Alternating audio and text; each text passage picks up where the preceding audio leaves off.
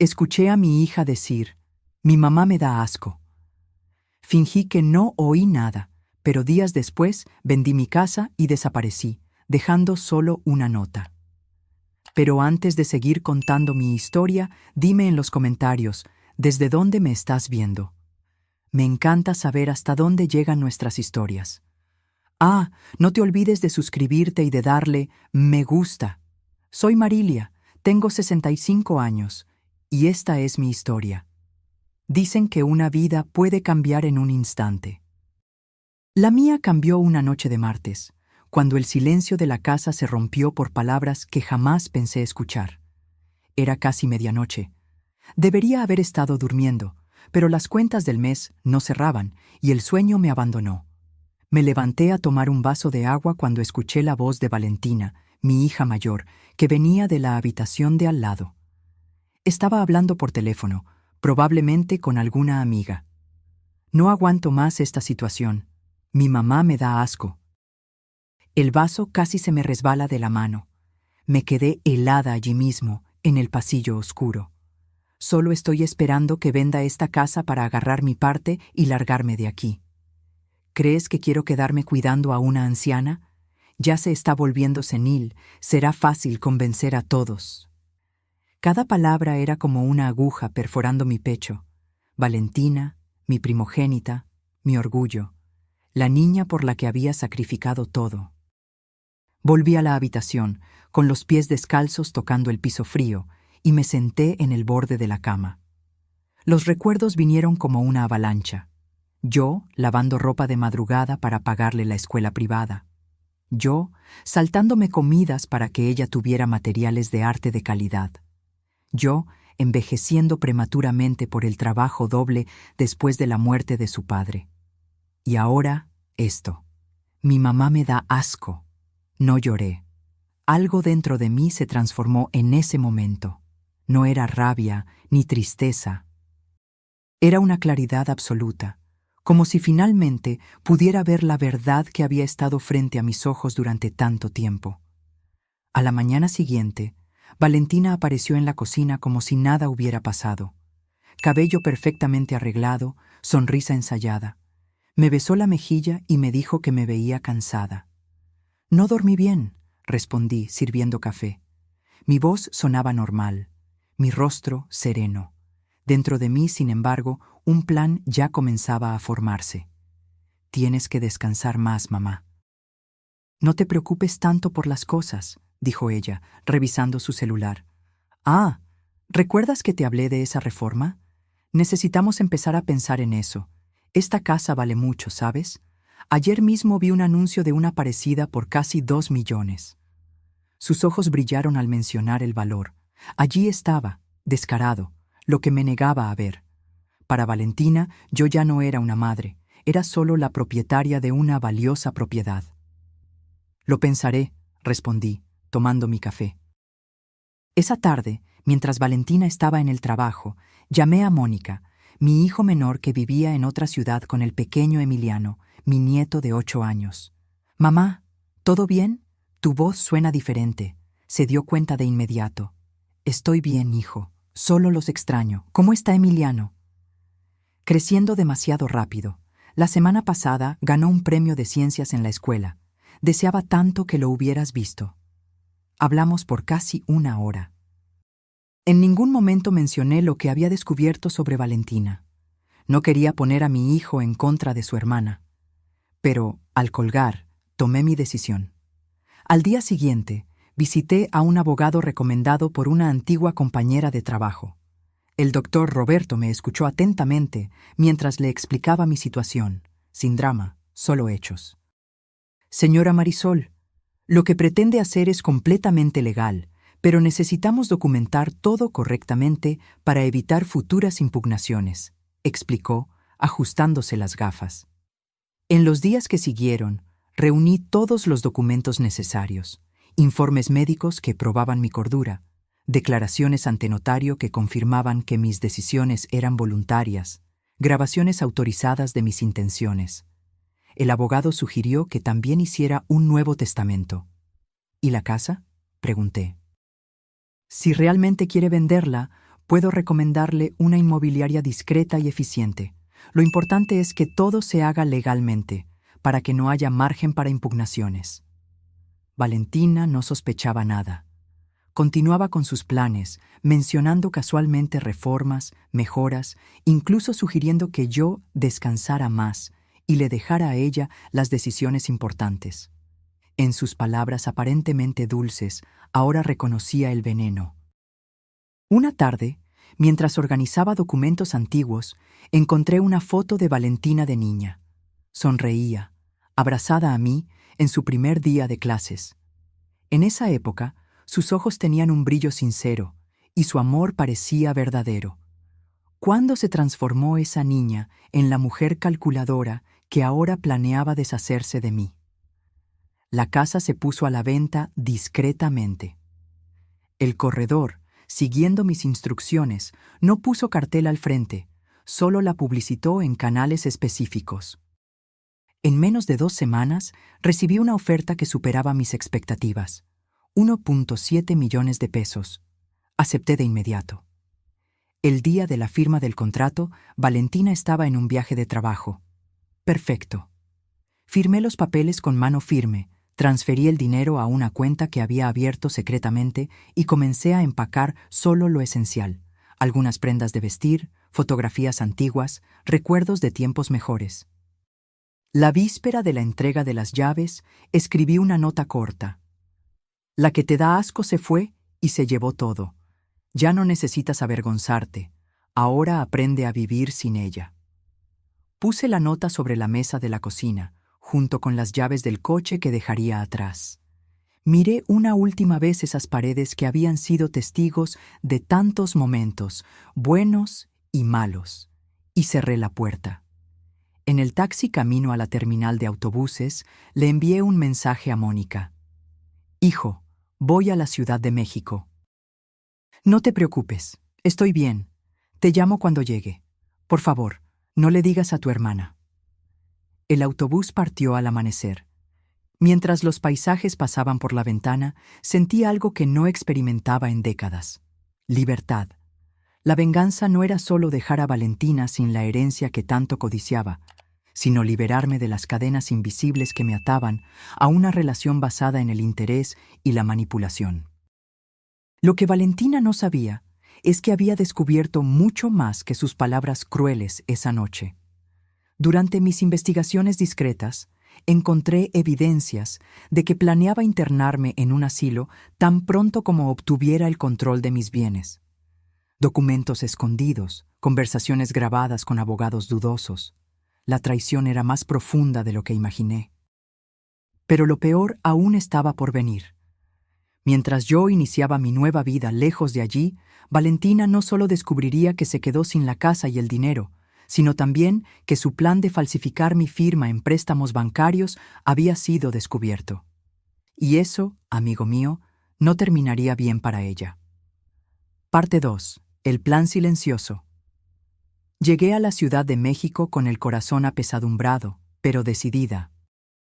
El apartamento que alquilé era pequeño, nada comparado con la casa que dejé atrás, pero tenía una vista a un parque que me traía paz.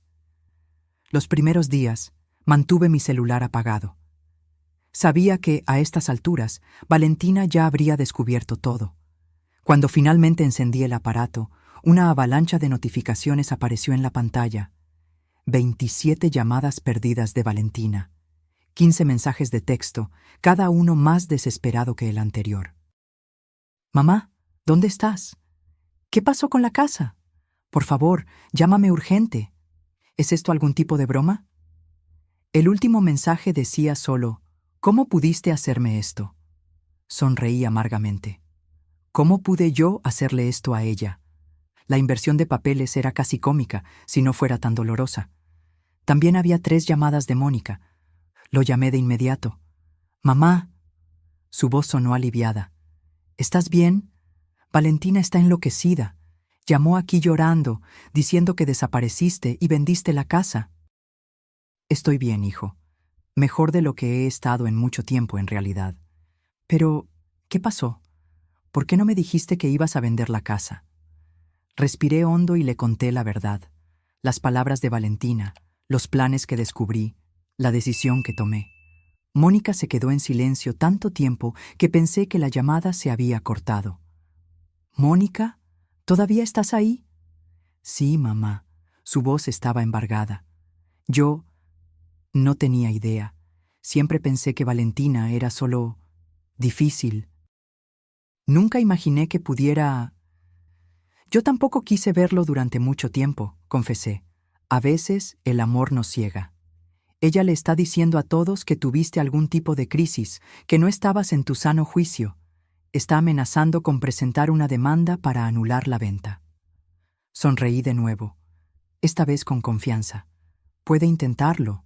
Mi abogado se encargó de todo. Tengo informes médicos, declaraciones, todo documentado.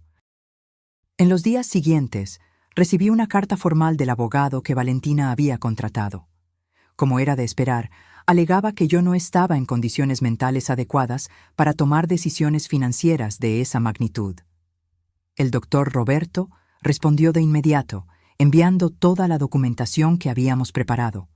El caso fue archivado incluso antes de llegar a un juez. Valentina cambió de táctica. Comenzó a llamar insistentemente, dejando mensajes de voz llorosos, diciendo que estaba preocupada por mí, que solo quería saber si estaba bien. El contraste entre esos mensajes y el «mi mamá me da asco» era tan evidente que llegué a reírme sola en mi apartamento. Una semana después, recibí una visita inesperada. Mónica y Emiliano estaban en la puerta de mi apartamento. «¡Sorpresa!», gritó Emiliano saltando a mis brazos. Abracé a mi nieto con fuerza, sintiendo que las lágrimas se me llenaban los ojos. Mónica me abrazó a continuación y pude sentir que él también estaba emocionado. «¿Cómo me encontraron?», pregunté, conduciéndolos adentro. El doctor Roberto me dio la dirección. «Espero que no te importe. Pensé que necesitábamos hablar en persona, y Emiliano se moría de ganas de verte». Pasamos el día juntos. Los llevé a conocer el parque frente a mi apartamento. Luego almorzamos en un pequeño restaurante en la esquina.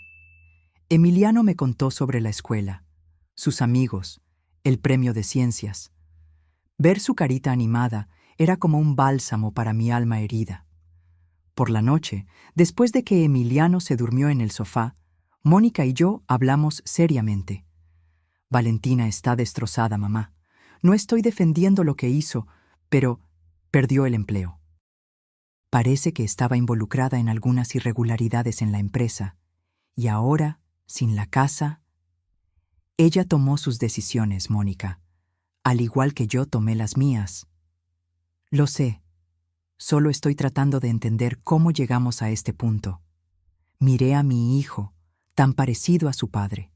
Siempre el pacificador, siempre tratando de ver lo mejor en las personas. Valentina siempre fue diferente, expliqué. Desde pequeña tenía esa ambición, esa determinación. La admiraba por eso. Pensaba que era fuerza. Solo muy tarde me di cuenta de que era solo egoísmo. Mónica se quedó en silencio por un momento. Luego preguntó: «¿Y ahora? ¿Qué vas a hacer?» «Vivir, hijo. Simplemente vivir. Por primera vez en décadas estoy viviendo para mí misma». Al día siguiente, recibí una noticia que me dejó en shock. Valentina había intentado usar mi identidad para obtener un préstamo bancario considerable. Aparentemente, había falsificado mi firma en documentos, alegando que yo había autorizado la transacción. El banco, sospechando del fraude, contactó a las autoridades. «Esto es grave, doña Marisol», explicó el doctor Roberto por teléfono. «Su hija podría enfrentar cargos criminales». Sentí una punzada en el pecho. A pesar de todo, Valentina seguía siendo mi hija. La idea de que enfrentara un proceso criminal me causaba dolor, pero al mismo tiempo sabía que no podía protegerla de las consecuencias de sus propios actos. «¿Qué debo hacer?», pregunté. «Usted puede presentar una denuncia formal o dejar que el banco continúe con el proceso independientemente. De cualquier manera, le recomiendo que tome medidas para proteger su identidad y sus recursos». podemos iniciar un proceso para impedir que use su nombre en cualquier transacción futura. Estuve de acuerdo con la sugerencia. No quería ver a Valentina en prisión, pero tampoco podía permitir que siguiera intentando manipularme y explotarme. Esa noche recibí una llamada de un número desconocido. Era Valentina. «¿Cómo conseguiste mi número?», pregunté, manteniendo la voz tranquila. «¿Importa? Mamá, necesitamos hablar. No puedes hacerme esto». «¿Esto qué, Valentina? ¿Protegerme de fraudes?». «Fue un malentendido. Solo estaba intentando ayudar con las finanzas». «¿Falsificando mi firma? ¿Robándome?». «No era robo. Era una administración financiera». Su voz oscilaba entre la rabia y la desesperación. «Me dejaste sin nada. Vendiste la casa que también era mía por derecho. La casa nunca fue tuya, Valentina. Era mía, fruto de mi trabajo, de mi sudor. Y en cuanto al dinero…». Hice una pausa, eligiendo cuidadosamente mis palabras. «Digamos que está siendo muy bien invertido». «¿En qué?». «En el futuro de quien realmente se lo merece». Hubo un silencio al otro lado de la línea. Cuando Valentina volvió a hablar, su voz era fría, controlada. «Te vas a arrepentir de esto, mamá». «No he terminado contigo todavía». Colgué el teléfono sintiendo un escalofrío recorrer mi espalda. Conocía a mi hija lo suficientemente bien como para saber que esa no era una amenaza vacía. Haría cualquier cosa para recuperar lo que consideraba suyo por derecho. Al día siguiente, fui al banco y creé un fondo educativo para Emiliano. Deposité una parte considerable del dinero de la venta de la casa, con cláusulas específicas que garantizaban que el dinero solo podría usarse para su educación, y que ni Valentina ni nadie más podría tener acceso a esos recursos. «Esto es muy generoso, señora», comentó el gerente del banco. «Su nieto tendrá un futuro brillante garantizado». Sonreí, pensando en la carita de Emiliano. Se lo merece. Es la única herencia que realmente importa. Lo que yo no sabía es que, mientras yo planeaba el futuro de mi nieto, Valentina planeaba su venganza, y estaba a punto de cruzar una línea de la que no habría vuelta atrás. Parte 3. La caída y la venganza. Pasaron 3 semanas sin noticias de Valentina. Empecé a adaptarme a mi nueva rutina en la Ciudad de México. Hice amistad con doña Lourdes, una señora viuda que vivía en el apartamento de al lado. Los domingos por la tarde tomábamos té juntas y hablábamos de libros, películas y a veces de los dolores y las alegrías de ser madre. «Mis hijos son mi mayor orgullo», decía doña Lourdes, mostrando fotos de los 3 ya adultos. Claro que tuvimos nuestros momentos difíciles, pero al final el amor siempre prevaleció. Yo sonreía y asentía sin compartir mi propia historia. Algunas heridas todavía estaban demasiado abiertas para ser expuestas. Fue en una de esas tardes tranquilas que recibí la llamada de Mónica. Su voz estaba tensa, preocupada. «Mamá, algo pasó. Valentina fue arrestada». Sentí que la sangre se me helaba en las venas. «¿Arrestada? ¿Cómo así?». Esa historia del préstamo fraudulento parece que no fue el único. El banco descubrió otros intentos, usando no solo tu nombre, sino también documentos falsos de otras personas.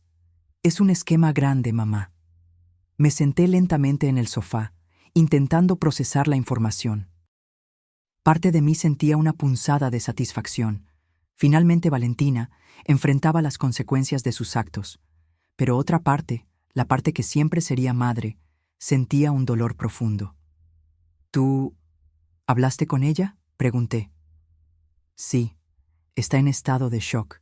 Creo que nunca imaginó que la atraparían. Pidió verte». «¿Verme? ¿Por qué?». «No lo sé con certeza. Dijo que necesita explicarte algunas cosas». Me quedé en silencio, meditando. ¿Estaba lista para enfrentar a Valentina de nuevo? ¿Para escuchar más mentiras, más manipulaciones? «Lo pensaré, Mónica. Ahora no puedo decidir». Después de colgar, me quedé horas sentada en el mismo lugar, repasando mentalmente toda la situación. Las palabras crueles de Valentina esa noche, los planes descubiertos, la venta de la casa y ahora esto. Una parte de mí quería creer que todo era un terrible malentendido, que mi hija no era capaz de tanta deshonestidad. Pero los hechos eran innegables. Al día siguiente, recibí una carta. Era de Valentina, escrita desde la prisión. Con manos temblorosas, abrí el sobre. Mamá, sé que no tengo derecho a pedirte nada. Sé que destruí tu confianza, tu amor. Pero necesito que sepas la verdad. Esa noche, cuando me oíste decir esas cosas horribles, no estaba hablando de ti. Estaba hablando de mi padre biológico. Descubrí, pocos días antes, que el hombre que siempre dijiste que era mi padre no lo era. Encontré documentos antiguos y, después, logré contactar a mi padre biológico. Es un hombre terrible, mamá. Las cosas que me dijo, la manera en que me trató, me dio asco. Esto no justifica lo que hice después. El fraude, las mentiras. Estaba desesperada, confundida, herida. Quería lastimar a todo el mundo, principalmente a ti, por haber escondido la verdad durante tantos años. No espero tu perdón. Solo quería que supieras que nunca sentí asco por ti. Fuiste la única persona que siempre estuvo a mi lado, incluso cuando yo no lo merecía. Con arrepentimiento, Valentina. Dejé caer la carta al suelo. Las lágrimas que había reprimido por tanto tiempo finalmente rodaron por mi rostro. ¿Era verdad? ¿Valentina realmente no estaba hablando de mí esa noche? ¿Y qué era esa historia sobre el padre biológico? Recordé a Paulo, mi difunto marido. Había muerto cuando Valentina tenía solo 15 años y Mónica, 12. Siempre creí que Paulo era el padre biológico de ambos. Nunca hubo ninguna duda, ninguna insinuación de lo contrario. Pero entonces recordé algo que había olvidado. Antes de Paulo estuvo Miguel. Una relación breve, turbulenta, que terminó poco antes de descubrir que estaba embarazada de Valentina. Asumí que el bebé era de Paulo, que ya estaba en mi vida en esa época. Nunca lo cuestioné, nunca lo dudé. Y Paulo amó a Valentina como su propia hija desde el primer momento. ¿Será que, de alguna manera, Valentina había descubierto la verdad? ¿Una verdad de la que ni siquiera yo estaba segura? Tomé el teléfono y llamé al doctor Roberto. Necesito visitar a mi hija en la prisión, dije, con voz firme. 2 días después, estaba sentada en una sala fría e impersonal, esperando a Valentina. Cuando entró, escoltada por un guardia, casi no la reconocí. Su rostro estaba pálido, abatido. Los ojos, antes llenos de arrogancia, ahora estaban opacos, vacíos. «Mamá», dijo simplemente, sentándose frente a mí. «Valentina», respondí. «Recibí tu carta». Ella asintió, desviando la mirada. «Es verdad, todo lo que escribí». «¿Cómo lo descubriste? ¿Sobre tu padre?» «Encontré actas antiguas cuando estaba buscando documentos para vender la casa. Vi fechas que no coincidían. Después, usando recursos de la empresa donde trabajaba, logré localizar a Miguel Serrano. Fui a encontrarlo sin decirle nada a nadie». «¿Y qué pasó?» Valentina cerró los ojos, como si el recuerdo fuera demasiado doloroso. Se rió en mi cara, dijo que siempre supo que yo podría ser su hija, pero que nunca quiso saberlo. Dijo que fue mejor así, porque él nunca quiso tener hijos, que yo debería agradecer haber sido criada por Paulo, porque él, Miguel, habría sido un pésimo padre.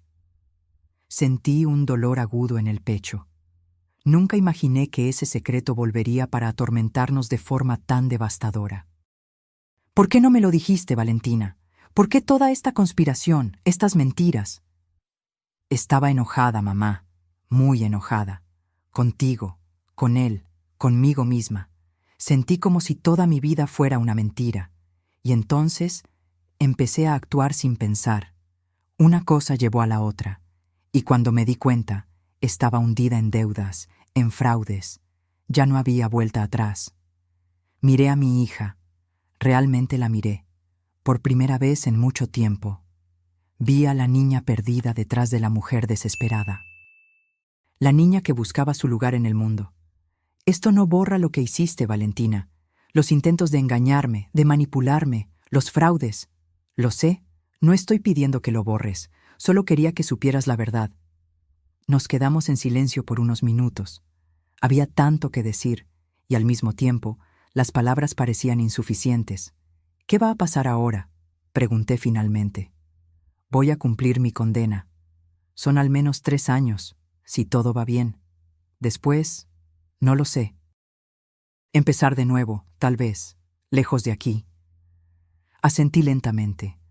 Parte de mí quería abrazarla, decirle que todo estaría bien, pero sabía que algunos puentes, una vez rotos, no se pueden reconstruir de la misma manera. Me voy mañana, dije. Vuelvo a mi apartamento en la Ciudad de México. Valentina asintió sin mirarme a los ojos. Entiendo. Antes de irme, me giré hacia ella una última vez. No puedo prometer que todo volverá a ser como antes, Valentina. Hay heridas que son demasiado profundas. Pero, dudé, buscando las palabras correctas. Siempre seré tu madre. Siempre. Una lágrima rodó por su rostro, pero no dijo nada. Salí de la sala con el corazón pesado, pero también con una extraña sensación de cierre. La verdad, por dolorosa que fuera, finalmente estaba sobre la mesa. De vuelta en mi apartamento, me senté a escribir en mi diario, un hábito que había retomado recientemente. Reflexioné sobre todo lo que había pasado, sobre los giros que la vida nos depara, sobre cómo los secretos tienen el poder de destruir. Pensé en Paulo, el hombre que amé durante tantos años, que crió a Valentina como su propia hija sin nunca cuestionarlo. Pensé en Miguel, un fantasma del pasado que nunca imaginé que volvería para atormentar nuestras vidas. Y pensé en Valentina, la niña brillante y decidida que se perdió en su propia rabia y confusión. La venganza que planeé no había salido exactamente como esperaba. No sentía la satisfacción que imaginé que sentiría. En cambio, había solo una profunda tristeza, mezclada con una extraña sensación de libertad. No era el final feliz de los cuentos de hadas, pero tal vez era el cierre que necesitábamos. A la semana siguiente, recibí una visita inesperada. Mónica llegó con Emiliano, pero no estaba solo. Traía consigo a una joven de aproximadamente 30 años, con ojos amables y una sonrisa tímida. «Mamá, esta es Lucía, mi novia». Sonreí, genuinamente feliz de ver a mi hijo encontrando el amor de nuevo después de su doloroso divorcio. «Es un placer conocerte, Lucía», dije, abrazándola. Mientras preparaba café para todos, observé cómo Lucía interactuaba cariñosamente con Emiliano, cómo su rostro se iluminaba cuando miraba a Mónica. Había amor allí, un amor verdadero y genuino. Y fue en ese momento que me di cuenta. La verdadera venganza no estaba en castigar a Valentina, en privarla de bienes materiales o en verla sufrir. La verdadera venganza estaba en vivir bien, en encontrar la paz, en cultivar relaciones basadas en el amor y el respeto mutuo.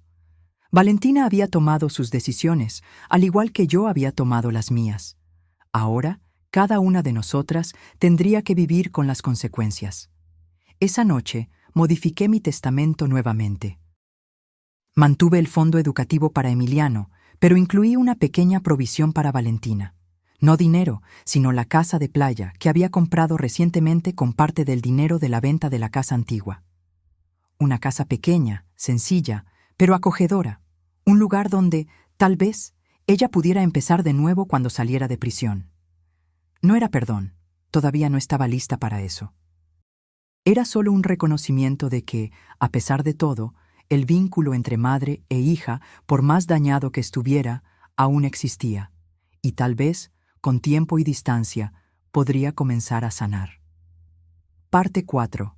Renacimiento y reconciliación. Los meses se transformaron en años. Mi vida en la Ciudad de México echó raíces. Hice amigos, encontré un trabajo de medio tiempo en una biblioteca local e incluso empecé a asistir a un grupo de pintura, un pasatiempo que siempre quise explorar. pero nunca tuve tiempo. Valentina cumplió 2 años y medio de su condena y fue liberada por buen comportamiento. Me enteré por Mónica de que se había mudado a Cancún, lejos de todo y todos los que conocía. No intentó contactarme directamente, respetando el silencio que se había establecido entre nosotras. Una tarde soleada de abril, estaba sentada en el parque frente a mi apartamento, haciendo un boceto del paisaje en mi cuaderno de dibujos, cuando mi celular sonó. Era un número desconocido. «¿Hola?», respondí, intrigada. «¿Mamá?». La voz de Valentina sonó vacilante. «¿Eres tú?». Sentí que mi corazón se aceleraba. «Sí, soy yo». «Perdón por llamar así sin avisar. Mónica me dio tu número. Dijo que tal vez no te importaría». Me quedé en silencio por un momento, absorbiendo el sonido de su voz. Había cambiado. Era más suave, menos arrogante. «Está bien», respondí finalmente. «¿Cómo estás?». «Estoy bien, diferente, creo, trabajando en un hotel aquí en Cancún». «Es un trabajo simple pero honesto». «Eso es bueno, Valentina». Hubo una pausa y luego dijo: «Recibí los papeles de la casa de playa. No entiendo por qué». Respiré hondo. «Porque todos merecen un lugar para empezar de nuevo». «¿Después de todo lo que hice?». «Sí, después de todo». Escuché un sollozo ahogado al otro lado de la línea. «No merezco tu bondad, mamá». «No es bondad, Valentina, es aceptación. Aceptación de que no podemos cambiar el pasado, solo aprender de él». Otra pausa, más larga esta vez. «Pensé mucho durante estos años, mamá, sobre lo que hice, sobre quién fui. No me gustó lo que vi. No reconocí a la persona en la que me convertí». «¿Y ahora? ¿Te reconoces?». «Estoy intentando. Todos los días. Es difícil mirarse al espejo a veces, pero estoy intentando ser alguien de quien no me avergüence». Esas palabras tocaron algo profundo dentro de mí. ¿Cuántas veces, a lo largo de la vida, no nos perdemos de nosotros mismos? ¿Cuántas veces no nos transformamos en personas que apenas reconocemos, movidos por la rabia, el miedo, el dolor? Eso es todo lo que podemos hacer, Valentina. Intentar ser mejores cada día. Hablamos por casi 1 hora. Me contó sobre su vida en Cancún, sobre el trabajo en el hotel, sobre los cursos que estaba haciendo en línea para completar su educación. No hablamos del pasado, de las heridas. Había tiempo para eso, tal vez. O tal vez era mejor dejar atrás algunas cosas. Antes de colgar, ella preguntó: «¿Puedo volver a llamarte?». «Sí», respondí, sorprendiéndome a mí misma con la rapidez de la respuesta. «Me gustaría». En las semanas siguientes, nuestras conversaciones telefónicas se volvieron regulares. Poco a poco, las barreras fueron cayendo. Hablamos de Miguel, de la verdad que ella había descubierto. Le conté mi versión de la historia, los miedos, las incertidumbres de una joven madre soltera, el amor que Paulo nos ofreció a las dos. «¿Él siempre lo supo?», preguntó Valentina. «Sí, se lo conté antes de casarnos. Dijo que no importaba, que tú ya eras su hija en el corazón». Me hubiera gustado saberlo antes, haber valorado más al padre que tuve, en lugar de buscar uno que nunca quiso conocerme. 6 meses después de nuestro primer contacto, Valentina me invitó a visitar la casa de playa. Dudé inicialmente. Todavía había cicatrices, todavía había desconfianza. Pero Mónica insistió, diciendo que sería bueno para todos nosotros. Ella cambió, mamá, de verdad, y Emiliano está loco por ver a la tía. Así fue como, una mañana de octubre, desembarqué en Cancún. Valentina estaba en el aeropuerto para recibirme, junto con Mónica, Lucía y Emiliano, que habían llegado el día anterior. El reencuentro fue extraño, cargado de emociones contradictorias. Nos abrazamos brevemente, sin saber exactamente cómo actuar la una con la otra después de tanto tiempo y tanto dolor. La casa de playa era exactamente como en las fotos, pequeña, sencilla, pero acogedora. Tenía un balcón con vista al mar, donde Valentina había puesto sillas mecedoras y macetas con plantas de colores. «Es hermosa», comenté, genuinamente impresionada con lo que había hecho con el lugar. «Gracias por darme este nuevo comienzo», respondió ella con los ojos llorosos. «No sé si algún día podré corresponderte». Esa noche, mientras Mónica, Lucía y Emiliano dormían, Valentina y yo nos sentamos en el balcón, observando la luna reflejada en las tranquilas aguas del mar. «¿Sabes lo que más me duele cuando pienso en el pasado?», preguntó de repente. «¿Qué?». «Que desperdicié tanto tiempo, tantos años que podríamos haber disfrutado juntas como familia, todo por culpa de mi codicia, de mi rabia». Tomé un sorbo del té que estaba bebiendo, reflexionando sobre sus palabras. El tiempo nunca se desperdicia realmente, Valentina. Incluso en los momentos más dolorosos, estamos aprendiendo, creciendo. No serías quien eres hoy sin haber pasado por lo que pasaste. ¿Y quién soy hoy? La miré, realmente la miré. Vi los rasgos de la niña que crié, pero también la mujer en la que se había convertido. Una mujer marcada por la vida, pero no derrotada por ella. Alguien que está encontrando su camino de vuelta a casa. Ella sonrió y vi una lágrima rodar por su rostro. Creo que sí. Es un camino largo, pero estoy caminando. En los días siguientes, reconstruimos gradualmente puentes que creíamos irremediablemente rotos. No fue fácil. Hubo momentos de tensión, de incomodidad. Recuerdos dolorosos que surgían inesperadamente. Pero también hubo risas, historias compartidas, momentos de conexión genuina. Emiliano fue fundamental en este proceso. Su inocencia, su capacidad de amar sin reservas, servía como un recordatorio constante de lo que realmente importaba. La víspera de nuestra partida, Valentina me entregó un sobre. «¿Qué es esto?», pregunté, intrigada. «Ábrelo». Dentro había una escritura.